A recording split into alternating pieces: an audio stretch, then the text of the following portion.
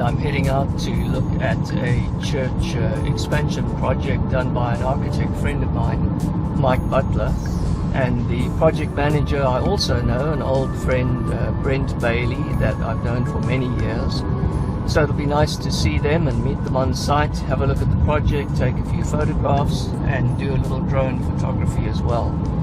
It's north of Alba, so it's about a 48-50 mile drive one way from my house, but very nice way to start the morning. And again, the sort of thing I love about being an architect, that you don't just sit in an office all day.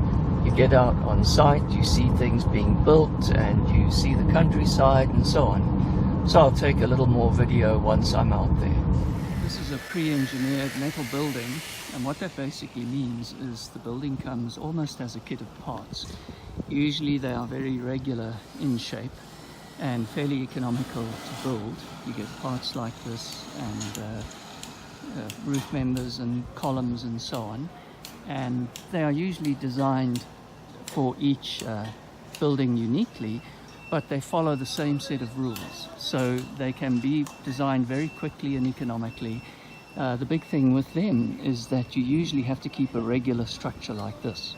So when you keep a regular structure like that, they work out very economically. And typically, a lot of these buildings are done.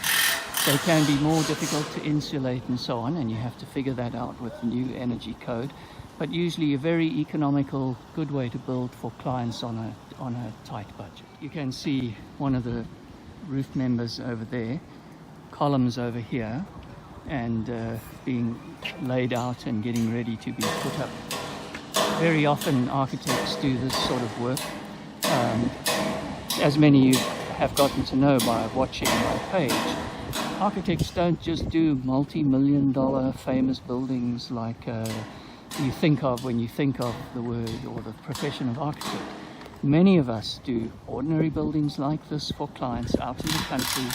They use a pre-engineered metal structure, and the existing building too looks like it was also a pre-engineered structure.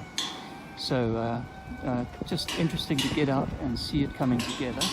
Over there, that member there is for shear, to stop the building wanting to rotate in the plane of the walls.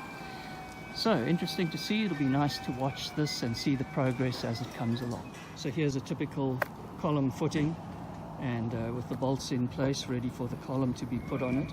And here are the bolts that are set in concrete. As you can see, they are quite substantial, and they would be set into the footing there, the number of bolts and everything, and the depth and size according to what the engineer who figured out this building determined that they were supposed to be. Here on this column, for example, you can see bolt holes there ready for those bolts. There's another column base there with 2, 4, 6, 8 bolts ready to go for the one of the main frames. You can see those straps up there attached to the portal frames, or well, attached to the underside of the steel purlins which are attached to the portal frames.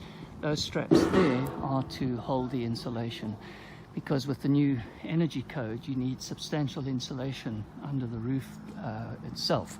So there's probably will be 8 to 10 inches of insulation up there, held up by those straps and filling up the full depth between these purlins up to the underside of the roof itself. I'm out here on the project doing some drone photography with my Mavic 2 Professional. Might be able to make it out up there, I'm not sure.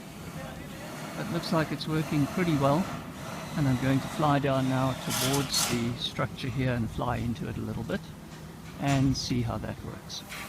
This is a rather fantastic drone. It's the Mavic 2 Professional.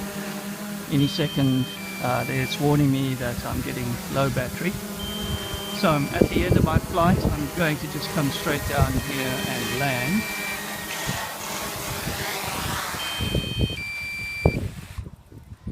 And there you have it.